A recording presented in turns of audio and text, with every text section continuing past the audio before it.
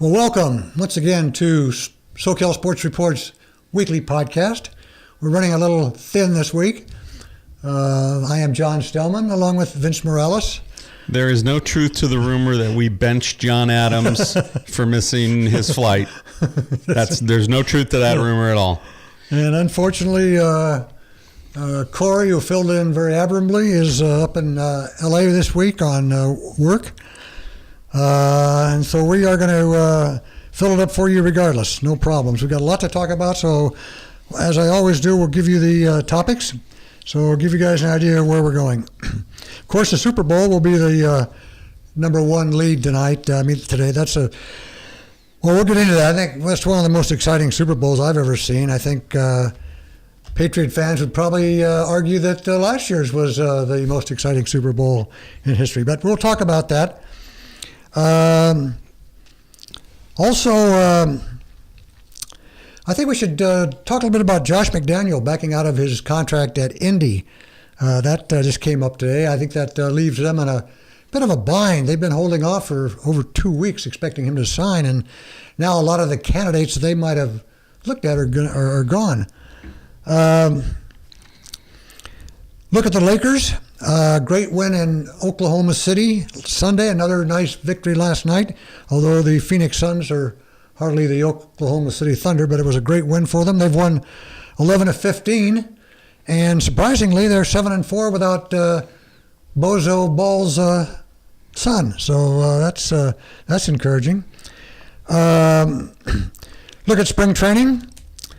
I'll tell you what, it's the involuntary reporting is on the 14th. The actual teams don't have to be there for another week, but still, nobody's signed. Nobody is signed, and that comes with all the earmarks of collusion. So we'll get into that. SC UCLA basketball.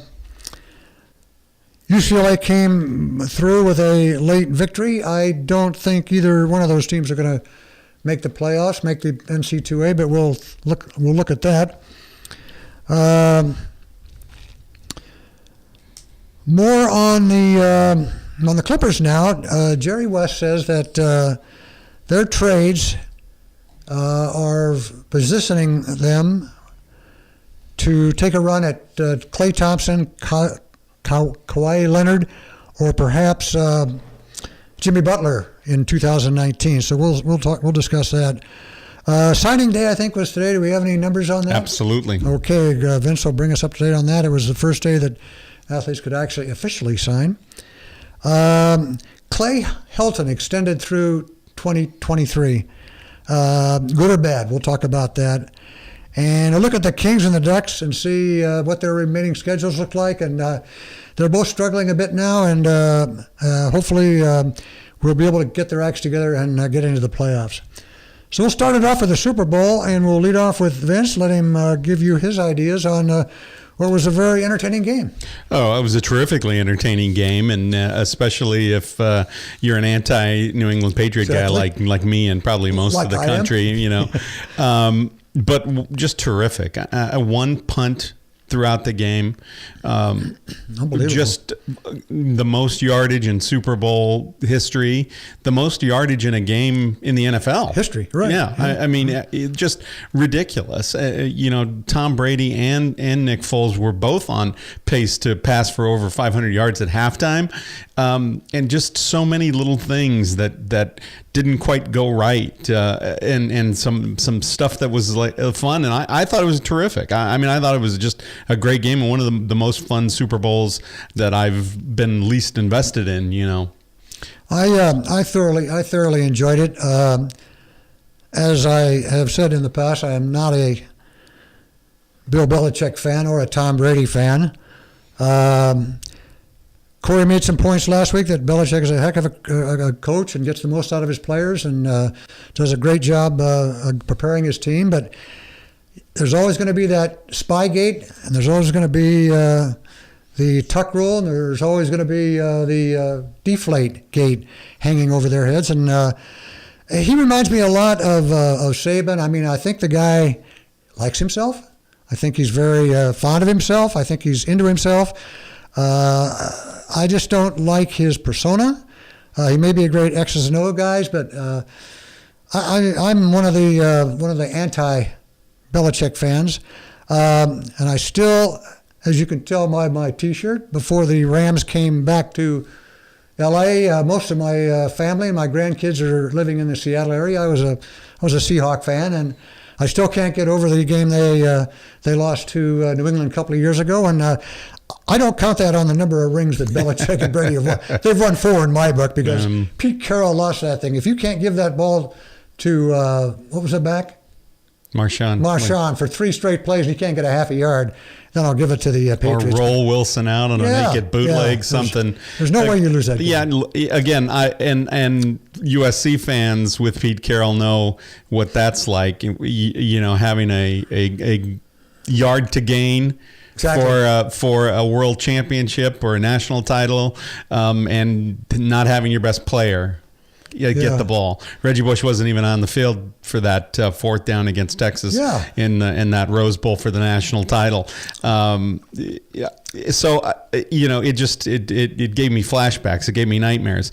So. There's no disputing the success that Belichick and Brady have had.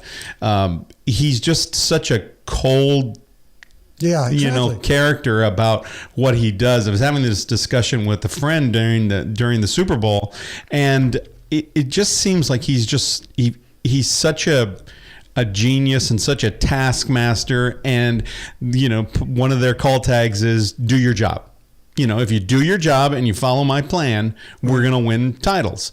And it seems like anytime something breaks down and they cut to Belichick on the sideline, it's always like this look on his face like, I schemed that right. Who the hell effed up? Yeah.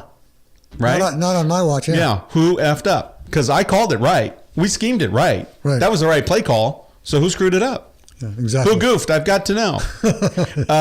So that's how it feels with Belichick. And I was also saying that the person I sort of equate him with is this Steve Jobs, right? Who, for really, I mean, as a human being, was just a disaster. I mean, he was this cold-hearted guy. Yeah. And there was a quote on a documentary that I saw that said, Steve Jobs had the laser focus of a monk, but without the empathy. And that's kind of what I think about Bill Belichick is all that laser focus, but no empathy. And a lot of that coming to fruition in the benching of a guy like Malcolm Butler, who helped win said game against the Seahawks, the Super Bowl against the Seahawks. Yeah. And again, for a lot of people who don't know the whole story and aren't speculating, it feels like a cold, heartless thing. A guy who helped you win a Super Bowl, who has been your starter in 98% of your defensive plays, snaps on defense, who plays 0 snaps on defense, and there's no explanation. And then left to it's a free agent year for him, and then left to wonder what happened. And all of the Belichick fans are going, oh, that Butler's probably did something wrong. He's probably a knucklehead and he did something stupid and Belichick's right. But we don't know. That's right. And we have no idea because Belichick is saying it was a football decision. And if we trust Belichick that it was a football decision, then you have to question whether or not that tipped the scales in such a close game. Yeah, I think he might have made a difference in the defensive backfield. The way Foles was picking it apart. That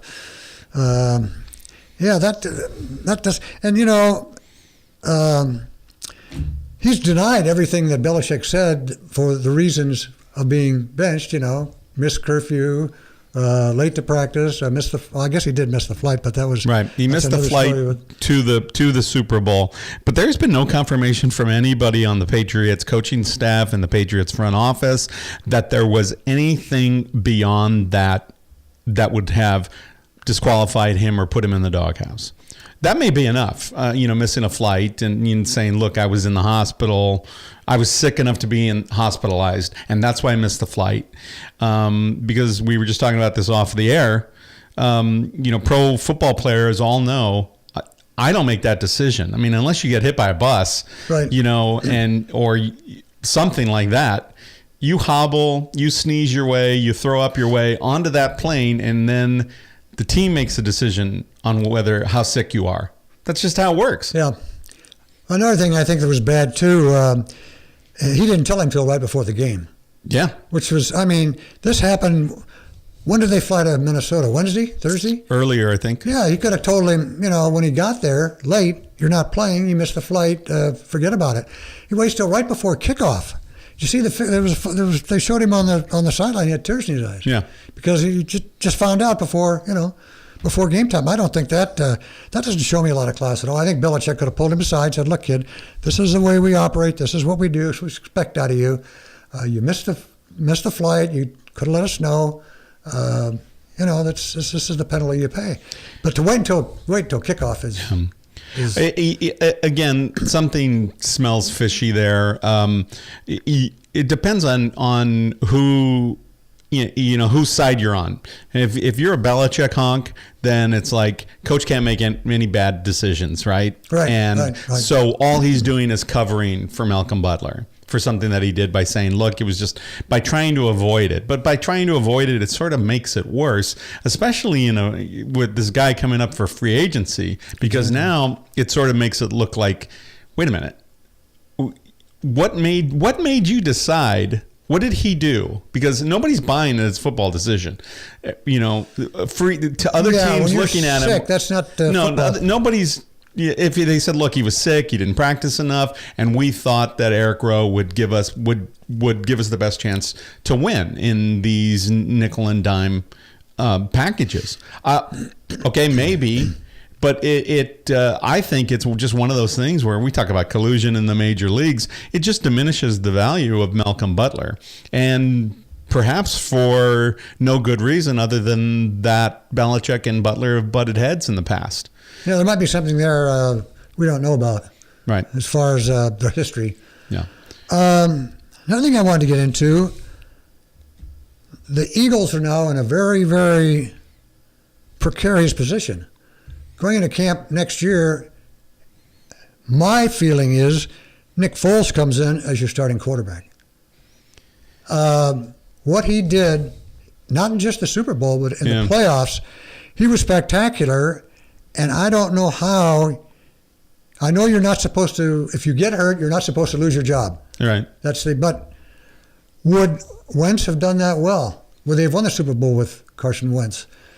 Do you make Carson Wentz win that job now? Right. Is he on the bench? Right.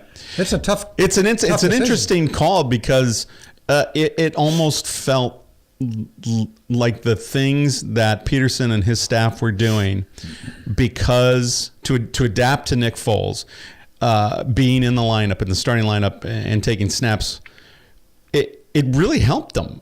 They changed their game plan, and it was a lot harder to scheme against them. There were plenty of times when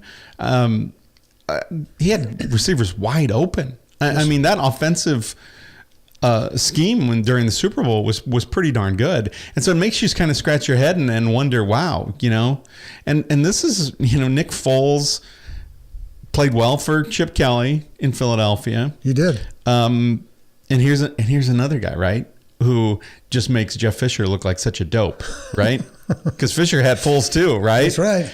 So there's Keenum, Foles, and Goff, all evidence, right? Exactly. For the fact that Jeff Fisher should never coach a NFL again. But for me, how can it not be Wentz? I understand if you're a Philadelphia fan, you're getting tattoos of Nick Foles, you're naming your kids after Nick Foles. Right. You've got you painted the side of your house with Nick Foles' face and number. You're buying his jersey. I get it. Yeah. And that's the afterglow of winning a world title and having the first NFL, the first Super Bowl title for Philadelphia ever. So I get that, but Wentz was the guy. So I don't know. I'm saying if you can figure out what to do with Foles, what's his contract like? Is he a free agent? I'm not sure. Yeah, I'm not sure. No, I'm just throwing that out there, but I don't think I would go into camp with Carson Wentz as my starter. I'd let Nick Foles play his way out of that lineup after what he accomplished. Eagles were underdogs in all 3 games, and that didn't bother them. Didn't bother them at all. They didn't have any problems winning those games, and largely due to Nick Foles. He was just absolutely terrific. And I love the trick play that didn't work for Brady but worked for them, where he caught the touchdown pass. Yeah. And poor Tom Brady, with his hurt fingers, couldn't hold on to that ball. He alligator armed it. He's got nobody to blame but himself. It wasn't a perfect pass. I mean, when you're throwing it to a 40-year-old quarterback, you got to put it right in his numbers, but it was catchable. Yeah. And he sort of alligator armed it, but what a bold play, fourth down. Yes, exactly. And Foles said he was the one who checked to that he called that play. Oh, did he? Yeah. Oh, wow. That's what I heard in the interviews afterwards, that Foles had said that he dialed his own number on that, and so he made the right call. It was perfect. It was perfect, and the way it was unfolding, sort of like in that. It looked like it could just be a wildcat, and they bought the that wildcat look. Yeah. The Patriots totally bought into that and forgot completely about Foles. It was a perfect pass.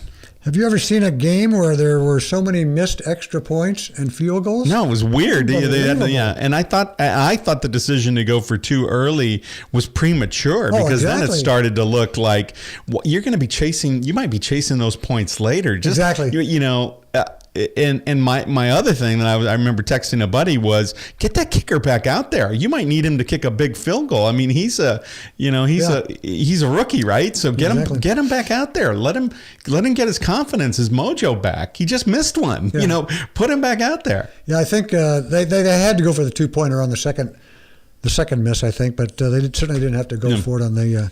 In the first half, early, I thought it was. I didn't think it was the right decision, and it seemed like it was going to come back to haunt them later in the game. But it was just so exciting, and just a terrific game. And the other thing that I was going to say, if you're a Patriots fan and you're not just one of those guys going, okay, good year, we'll get them back next year, but you're sort of going over and over the problems. The Butler thing, a big deal. I thought Brady was terrific, 500 yards, but there were some passes that he just flat out missed. Yeah, big in some big moments, and then the nonsense on the kickoff return.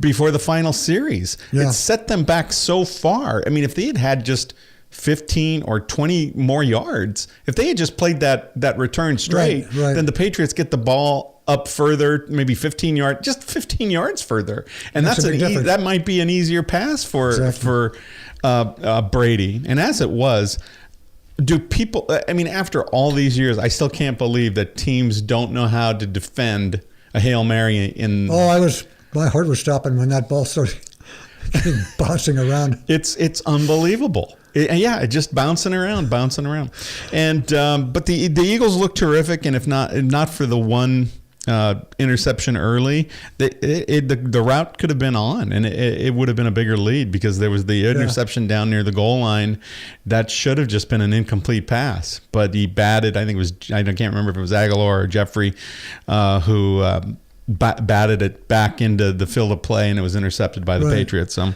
I started going into convulsions when New England finally went ahead for the first time, 33-32. Mm-hmm. I said, "Oh my gosh!" Yeah, here we go again. Yeah, here we go again. But they came right back. They didn't let that bother them a bit. Before we get away from the Super Bowl, I think I mentioned in the lead that Josh McDaniel has not signed that contract in Indy and declined to go to Indy as their head coach. Is going to come back and be Belichick's offensive coordinator again next year. And besides leaving Indy in a tough spot where they, waited for 2 weeks and some of the people they might want to have been interested in have taken other jobs, do you think in the back of his mind he's waiting for Belichick to retire at some point? Maybe. But that could be. I mean, it's an interesting narrative. It's a possibility. It's a good theory. But that could have been there. That if that was the narrative, that narrative was there before he even started interviewing and deciding to agree to that contract.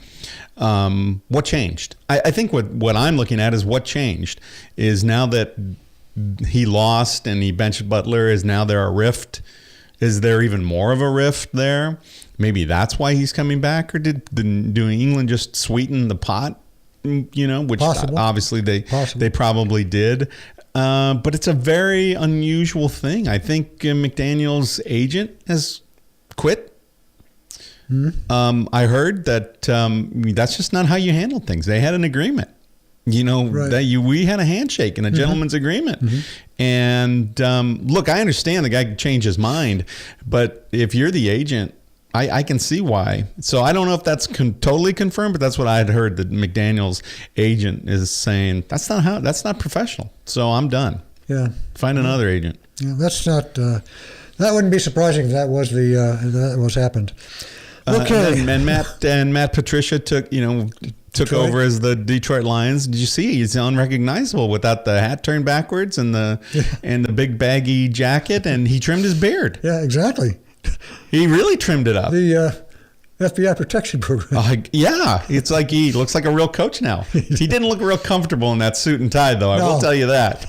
So, yeah. But good luck to him, and we'll see if the Belichick tree has those branches that extend to success for the Detroit Lions. It won't for the Colts, and according to the Colts, that rivalry's back on. Yeah, I think so. Oh, yeah, I think so. Very much so. Yeah. Well, they need to get Andrew Luck healthy and get a better team.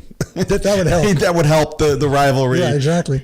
It's only rivalry in your head if you can't put the players out there to compete against the Patriots, who are the favorites to return to the Super Bowl next year. Win again next year. Yeah. Okay, let's look at the Lakers. The Lakers had a very impressive win in Oklahoma City on Sunday, and they beat up on hapless Phoenix last night. They have won 11 of their last 15. They are 7-4 without Bozo's kid.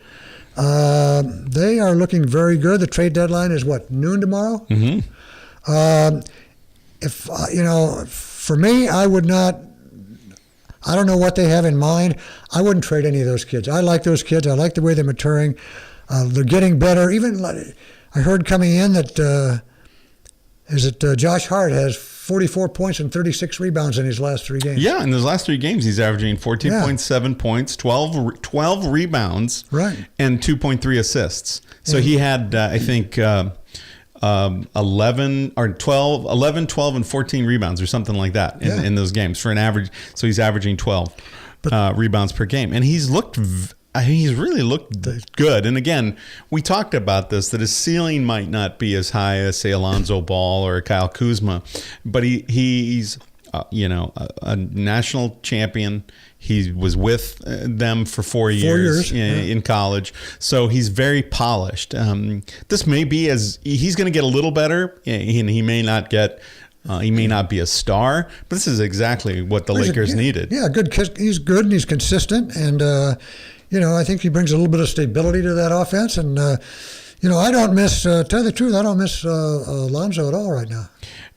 No, it was very strange because in the first 8 games that he missed, the Lakers were 0-8. Now in these last 11 games that he's missed, they're 7-4. So overall, they're still 7-12 without Lonzo. So I'm not going to throw him. I'm not going to throw the baby out with the bathwater here. So. He still has the most upside. He still can build and grow into that body. He has shown some improvement, but it certainly doesn't make me as a Laker fan want to rush him back. I mean, if there's an if he's got an MCL issue, hold him out. For me, the problem is I don't think Ennis is much of a player at all. I mean, give those minutes to Hart or to Caruso, who's played pretty well. And, he's a G League guy, but he's played pretty well. And he has sort of an old style feel to his game, but he makes good passes. He's just not super talented, but he shoots pretty good from 3-point land, and he distributes the ball pretty well. He's just not great. And the problem is that the longer Lonzo is out, the more it's a matter, because sometimes when Randall is bringing the ball up or Brandon Ingram, that's just putting wear and tear and lots more mileage on their bodies. Yeah. And for as good as Randall can be as a point forward, sometimes it's just like, oh my God, I can't. Sometimes it's wild. You don't know whether he's going to be able to get to the bucket or distribute it. And Brandon Ingram is growing. I just don't think the Lakers know what they have. And so I agree with you that I don't think they should move anybody just yet because I don't think they know who to move. Exactly. Yeah, Jordan Clarkson had some moments during those last 15 games where he was absolutely terrific, and he still can be an outside shooting assassin. There's dead weight there. There are times when I look at it and go, oh, that's right, Corey Brewer's on this team. Yeah. And he's not great. And Kentavious Caldwell-Pope has been sort of ordinary. Yeah. But Josh Hart has come up, and then Kuzma was down. And so we were wondering, what happened to Kuzma? Yeah. And again, we were talking about this, they're already, 50 games into the season. So there's some wear and tear on those bodies.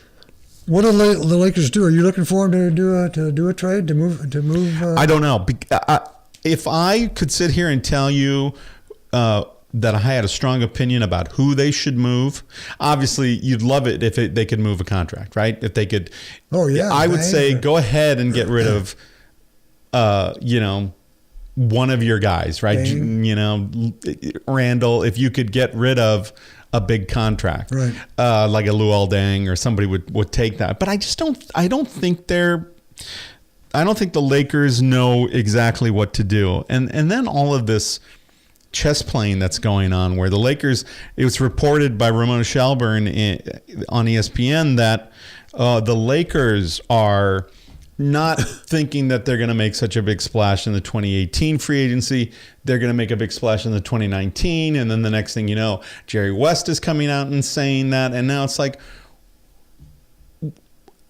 what's going on? Yeah, is this all just is there some sort of mind game going on here? Is there a chess match going on here? Because look, I like Kawhi Leonard. I loved Kawhi Leonard at San Diego State. I was hoping that he might fall in the draft to the Lakers during that draft. He went about as high as he could go to the Spurs. It was a great pick for the Spurs, and he fits that team, and I think he's a big star. And I think Klay Thompson is a great pure shooter, but to me, to postpone a run to preclude you from a run at LeBron or Paul George or any of these guys for Kawhi Leonard or Klay Thompson just because they're younger, boy, that I don't want to sit through another 500 Laker season. Yeah. Because trying to figure out which pieces of the puzzle. So, I mean, because who's your starting five? If you say the Lakers aren't going to trade, who's your five? Who's the five that are the top five? Every day, I think it's different. Yeah, there are days when I think it's Ball, among the top. Randall and Ingram. And then there are times when you think Randall's expendable and then Josh Hart comes up but I love Kuzma. I think Kuzma was starting and then now he's coming off the bench. Right. And then Lopez now looks like, wow, are we going to re-sign Lopez? Because nobody else is developing. Yeah. Zubats hasn't quite developed. These G League material. Thomas Bryant is G League material. Larry Nance, they're playing small. They are.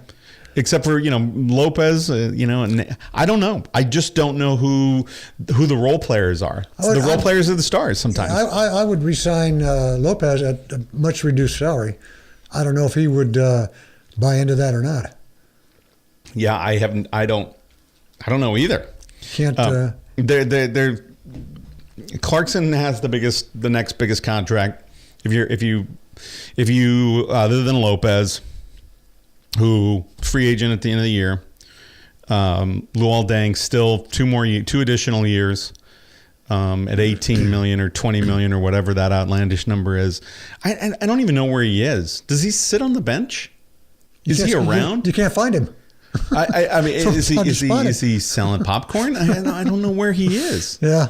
Do they tell him not to show up to the games? Yeah, just take your money and go home. Yeah, I don't know. And like we said before, Jerry West is trying to position the Clippers for the 2019 free agent class. And there's sounds out of OKC too that George is getting more comfortable with the Thunder. They're playing well, and he and Westbrook are doing a good job. Maybe he's had second thoughts about wanting to come home. Maybe. Could be. There's also coming home doesn't for Laker fans, and as a Laker fan, I hate saying this, but coming home doesn't necessarily mean Lakers.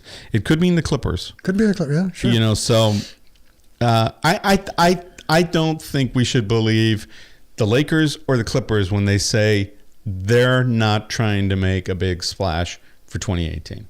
I believe it a little more with the Clippers.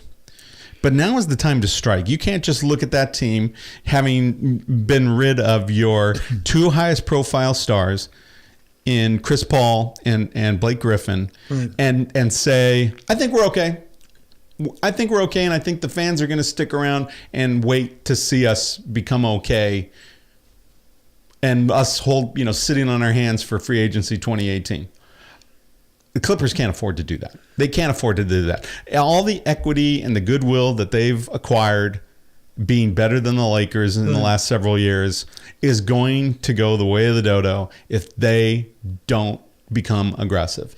And you look, Jerry West may think, hey, we can be patient. We've got some guys. We're going to get Beverly back. We're going to, I don't think that works. I still think they can wait longer than the Lakers can wait. Absolutely. The Lakers have got what? That's why I believe it a little more, because personnel wise, it feels more stable. And the Lakers are just so young that to sort of stand pat on a team and bring in maybe a little piece here or a little piece there, or to remove some cap space, I don't know. I think it felt like it was the right thing to say, to kind of take some of that pressure off of people's expectations for a LeBron or a Paul George, but I'm not convinced. Do you think LeBron will be moved? Something's going to have to happen there in Cleveland. Something will happen in Cleveland by tomorrow at noon. It's a disaster. It really has become. Their defense is just not good. Isaiah Thomas, I thought, would help that team. But you just start going back and thinking, why would they move Kyrie Irving? It's like put those two guys together in a room, let them hash it out, and then say, let's continue to play for championships. Because once they got rid of that, just like Kobe and Shaq, that never should have happened. And to trade within your conference, Lakers could have won another couple of championships if they kept that. Yeah. Those egos together. Yeah, I don't understand it, and I think it's evidence that Ty Lue's over his head, and no question. I don't know what's going on, and Kevin Love looks unhappy. LeBron looks unhappy. There's just nothing good happening in Cleveland right now. There's just not. It would be tough to be a Cleveland fan in pretty much any sport right now. Yeah, they don't. Certainly not your 0-16 football team. But going back to the whether it's 2018, whether the Clippers or Lakers try to make a splash in 2018 or 2019, the Clippers did sign Lou Williams to a contract extension, so he's locked up for 3 years. Sweet Lou is a great scorer. He's a good player. He's a good piece of that puzzle. I think that's the right way, and that seems to be more evidence that maybe the Clippers aren't going to take a big run at free agency by locking up some of that money in Lou Williams for the next 3 years. Yeah. But I think they probably got him at a good price. I'd have to check the numbers on it, but he's a scorer. He's a player, and he's a good piece of that puzzle. Spring training opening up next week. Is there collusion going on here? A couple of owners have come out and said, these players aren't getting signed. There's not any close rumors to be people being signed. But, you got to look at the owners aspect, too. I mean, they can't. The Dodgers are a good example, and the Yankees are both trying to get under the luxury tax. You can't expect, teams to splash and pay all that luxury tax money just to make a splash on a big free agent. And they're all looking at Houston. Everybody's looking at Houston. They tanked for 6 years and got all their number ones worked out, and now they win a World Series. Yeah, it was a perfect storm there. I guess the same could be said about what the Marlins were doing and acquiring there, but they just decided to have a fire sale. I'm not really sure what's going on. My opinion is that there's just a new complexion to the way teams handle. And if you are paying that competitive balance tax and you don't want to anymore, then the writing's on the wall. Right? So if Boris wants to come and say, hey, sign my free agent, and the Yankees are saying, look, I don't have the money because I'm paying all this, and I don't have my money, and the Red Sox are saying, all the big market teams are saying, look, I don't have the money for that. I think that there's evidence that that's the case. They don't want to pay a luxury tax. Yeah. Now, on the other hand, when is an owner giving away money, right? So the J.D. Martinez thing, that seems to have just deteriorated. I mean, it looked like there was some room for negotiation. Now it sounds like J.D. Martinez is not willing to negotiate with Boston anymore. He feels like he's being insulted, but he should have taken that deal. I mean, that you could be competitive. Where does he end up? Yeah. I don't think it's a National League team. I don't think it's a National League team. And who's going to give him who's going to give a DH a 7 year deal? Yeah, ask the Angels about that. Oh yeah. I don't think that works either. So for me, I look around and I don't see any gigantic, pitching free agents that are a total slam dunk. Arrieta, Darvish, those guys have some mileage on them. They're going to sign some good contracts, but to me, they're not must-have arms, right? Yeah, they're going to have to. Some of these players are going to have to, step back and maybe take a look at what they're asking and the money and the years, and maybe do a little rethinking of their contract demands. I mean, They're not going to get the big money that they expect because of the anyway from a good team that's over the cap or near the cap. That's not going to happen.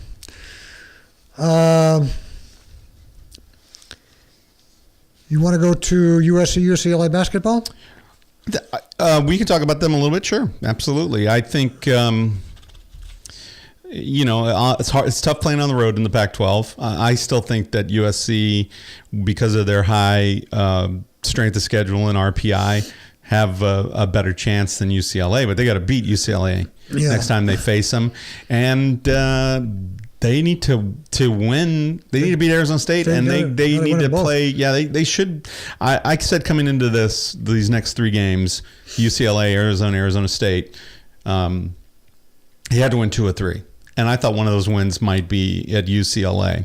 It changes things definitely for them. I can't figure out whether UCLA is a really good team, sort of like last year when they looked like they were on the verge, and then they didn't look so good, and then they started playing better at the end of the season and made the nice run in March.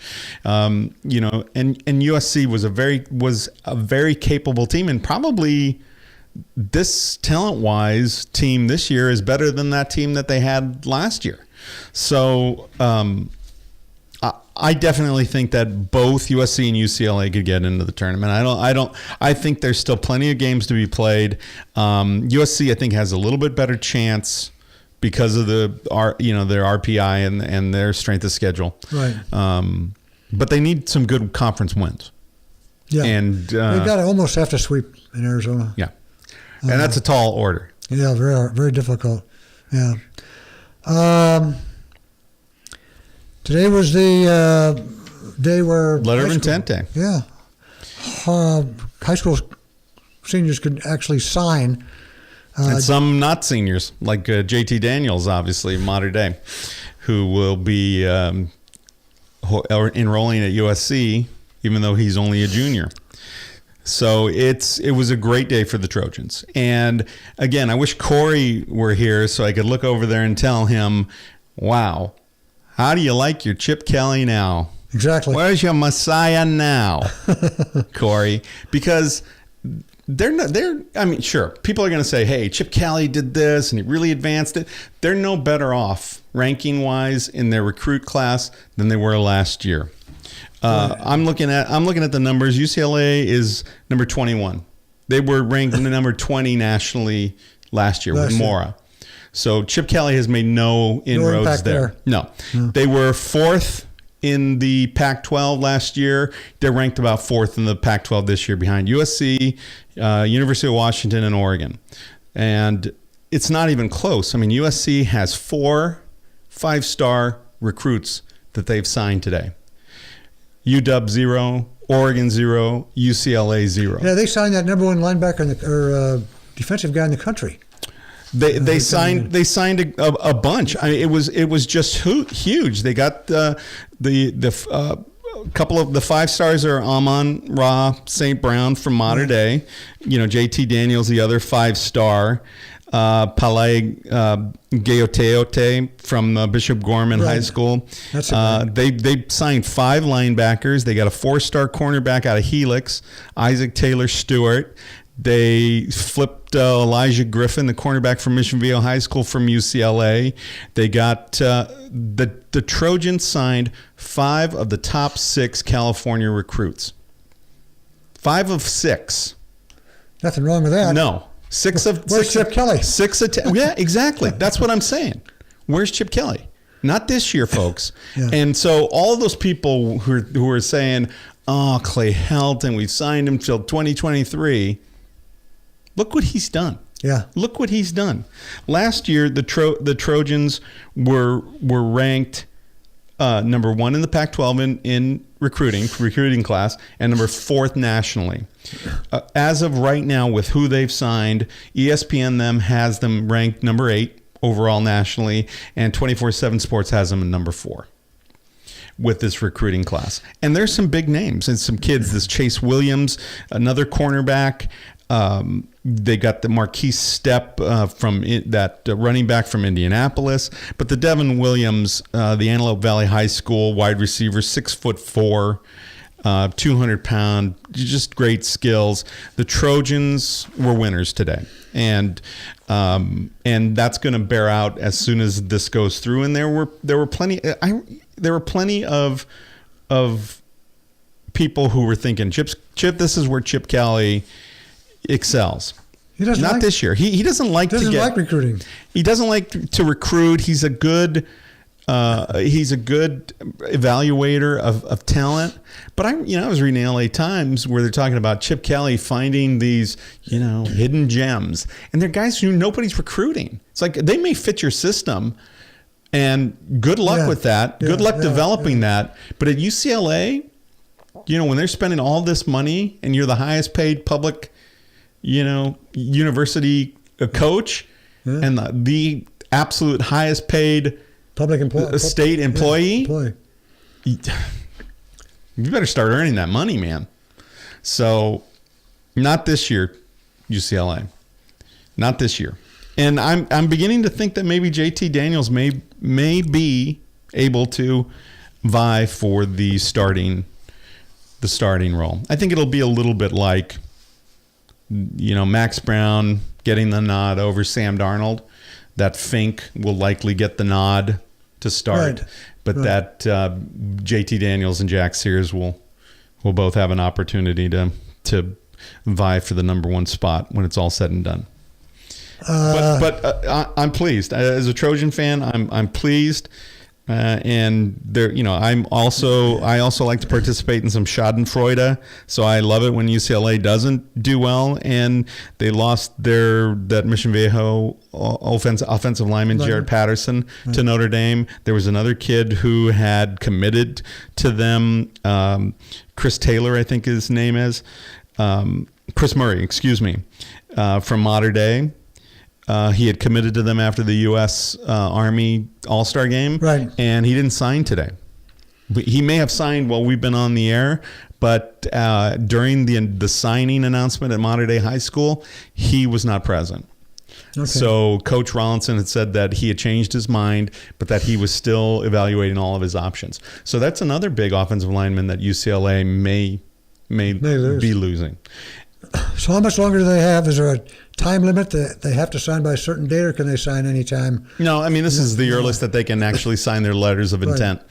So they've got some time there, but that doesn't bode well. The biggest kids are gone. The biggest the biggest names and the biggest kids are gone. And you look down the list, and it's just these are all national championship type contenders. Georgia, number 1 according to ESPN. Ohio State, number 2. Texas with a big showing, number 3 ranked recruiting class. Penn State, number 4. Clemson, 5. Bama, 6. And it's like there's a funeral over at Bama because they weren't in the top 3 for the first time in I think a decade. And Miami at 7, Notre Dame, the USC at 8, Notre Dame 9, Oklahoma 10, and UCLA is 4th in the Pac-12, 21 overall, and may slip from there. And USC is number 1 in the Pac-12. Absolutely, right. Yeah. And then followed by Washington, Oregon, and then UCLA.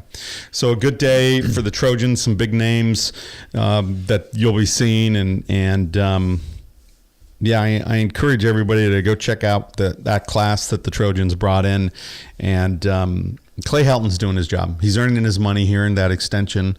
Let's just see if he can continue to improve as a X's and O's coach and keep some good staff around him. That's a pretty quick switch from Len Swan, who a couple of times during the season wasn't pleased, thought the Trojans should be doing better, upset with this and upset with that. It led you to believe that maybe Helton was on pins and needles. I know that. I know, but we know that extensions don't mean much. Well, that's true. It's whenever you say, "Oh, it's an extension through 2023." The first question I ask is, "What's the buyout? Yeah. What's the number on the buyout?" Right? Yeah. Because that's really the important number. Because one day you're in, and one day you're not in, and that's it. You out. So. Well, we'll see what progresses at UCLA this year with in Kelly's first year without the impressive. Now, if he didn't have that impressive a class this year, his season next year might not be that. Not this coming season, but the following year might not be that much improved either. It's going to be. Listen, it's going to be funny to hear the UCLA honks spin this, but he was no better in his recruiting than Mora was, and they can say, "Oh, well, UCLA fired Mora right after the USC game, right after, so they could take a run at Chip Kelly and get him recruiting immediately." And he made zero progress over what Mora did the year before. Yeah, he's 20. They're 21. They were 20 the year before. Yep, and might even slip if they lose another committed player like the Chris Murray. So it's going to take him a while to develop, and it's not going to happen with the talent he has right there. Yeah, he does. He's got some holes to fill, and we'll see what happens. I don't think the UCLA fans might have gotten a little bit too excited too early with his hiring. He's not going to change this thing in overnight. It's going to take a while, like you said before. It's going to take a while to get his class in there, and then to get him developed and get him playing. I think LA fans are just spoiled, and that's why they think that the Lakers should be competing for, in the playoffs every year. But we knew before.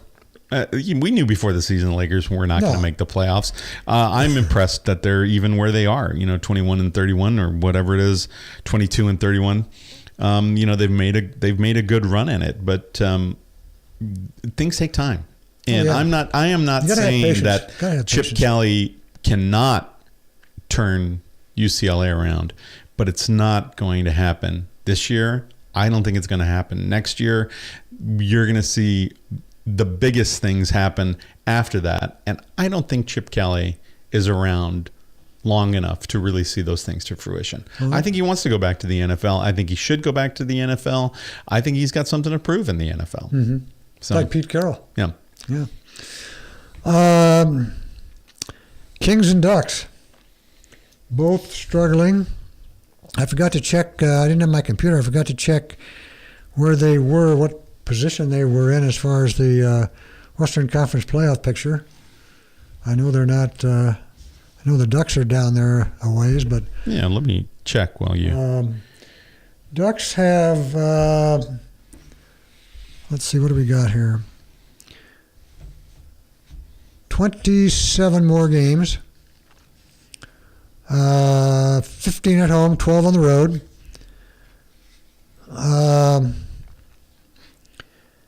And they're done with their. They got one more 4-game swing east: Detroit, Chicago, Minnesota, and then Vegas, February 13th to the 19th. And one 4-game trip in late March within the division: Calgary, Winnipeg, Edmonton, Vancouver. But they finished with 4 out of the last 5 games at home. They finished on the road in Arizona, April the 7th, but they play the Kings, Colorado, Minnesota, and Dallas before that. So I don't know. I think the Kings are just starting a big Eastern swing currently, aren't they? Well, tonight they've got Edmonton at home. Okay. So they're still at home for the immediate time being, but then I think they head to Florida, and yeah, that's when things start to heat up. Everybody's still, sniffing the Golden Knights' butts. They're chasing. Yeah, they just don't. That team is just It's unbelievable. really good. I mean, it's they're scored like 3 goals in the last 3 minutes of that game to come back a few nights ago. I was looking at their record today. I think they've lost 2 games at home and 3 overtime losses or something. But it's unbelievable. You just can't beat them in their. No, and you can't beat them in Vegas. No. And they've got 74 points, which is second most. They're only trailing Tampa Bay. Yeah, the rest of the Pacific is going to be eating their own. You got San Jose in second with 64 points, Calgary and Anaheim tied for third, and then LA in fifth at 61. They really need to get 2 points tonight out of their game against Edmonton, who has struggled and should have been a better team. Edmonton with McDavid, they were supposed to be weren't they supposed to be a challenge in the Pacific for sure. But the team that is just crazy good lately is Boston. I mean, the Bruins are just nuts. They're playing out of their head. When the Ducks beat them on that to start that road trip, I think they'd gone 18 straight games with at least a point. Yeah, which is that's unbelievable to be that successful over that length of time. So it'll be interesting to see if they. I'd like to see them both make the playoffs. I think the Kings have a better shot than the Ducks. I think the Kings have a game at hand against the Ducks, even though they're a point or something behind them. But this big Eastern trip will probably tell the tale there. They've got to put it together and get some quality wins against some good teams. It's not going to be easy. Yeah, I think for the Kings, the sort of the saving grace and the only thing that until they can get their offense back on track is that they've got 2 outstanding goalies. They Quick coming off of an injury, and Kemper, came up with a shutout while Quick was off. Just a tremendous game for him, and he's been terrific all year. So to continue to have that kind of goaltending for the second half of the season, and if they do make the playoffs, to have 2 top goaltenders in the pipes during the playoffs, I think the big knock on the Kings is that the way that they won their Stanley Cups was they had some grinders, and that they just until they get Carter back full time, they're just sort of missing those guys who like to grind in front of the net. Right, yeah. Well, the Ducks have pretty much at full strength now, but they're just they can't put together a consistent run. They win a couple, then they'll lose, and they'll win a couple and lose. They just can't seem to get the momentum. And they're losing to bad teams. They lost to some bad teams on this trip. Ottawa, Montreal. I mean, those aren't really great hockey teams anymore. And they just can't seem to, They win that big game against Boston to start the trip, and boy, everybody thought, here we go. This is it. We turn the corner. I thought so too. I thought that's perfect way to get things back on track. They just can't seem to come up. No consistency. Yeah. It's hasn't been a really successful year for them. They dug a hole early with the injuries, but they just haven't been able to crawl out of it. So, right. And I think Ducks fans can just say, look, we've had these injuries, we're okay now, but now it's time to get back on track. Yeah, you got to get now it's time to get it going. You got to get it rolling. You got to get moving, and you got to get moving fast because, like I say, they've only got 27 games left, and that's not a heck of a lot. Yeah. But they've caught the Kings, they passed them, and for a while there, it didn't look like the Kings were playing really well earlier in the season, and the Ducks were hurt, and it didn't look like they could, and they've caught them. That's the thing I can't understand. Has Vegas not suffered any major injuries this year? I mean, teams their goalie very early on, but teams always. No, I don't think they have. Teams always have but they're very deep. I mean, they're very deep. They get a lot of production out of their fourth line as well. It's just nuts. Yeah, it's crazy. It's nuts. It's the best expansion team ever, I think, in the history of sports. Yeah, without a question. They've done quite a remarkable job, and I'm sure tickets are hard to come by in Vegas. But I guess the thing that in my head I start thinking about is like in the past when there were expansion teams, they were sort of starting from scratch, or they had to split the spoils, right? They'd bring in two teams and they do like sort of this expansion draft, and you'd have two teams splitting the spoils of in the draft. It wasn't like that for the Knights. The Golden Knights had the pick of everybody's scraps. That's right. And if I'm looking to put a team in the NHL, right, I wouldn't go in with anybody else. I mean, if they're gonna help me out with a single expansion draft where I get to pick from whatever. So if Seattle gets a team, or whoever the front runners are for a team, make sure you don't add another team. But that's the way you have to do it. Just put one team in there and let them have the pick of the whole thing. I mean, it's like you say, that running two teams at one time is really, it just dilutes your quality of your product.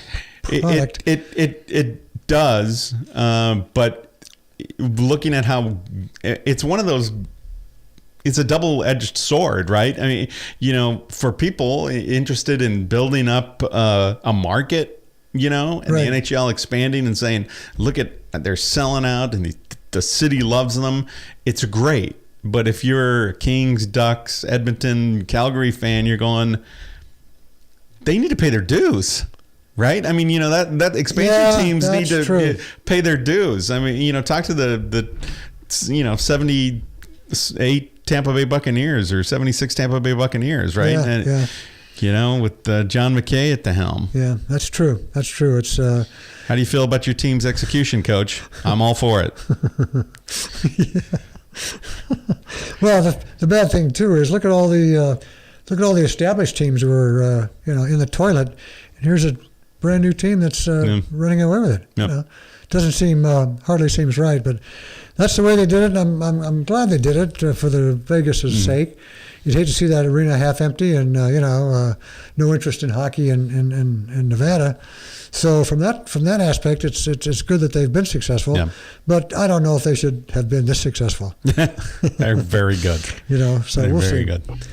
I can't. We're running a little short, but I can't think of anything else. I think we've covered our bases pretty well. Next week we should get. Do we get John back next? I think so. I think we might get John back next week. I also tried to hit on Chris Foster, but I never heard back from him.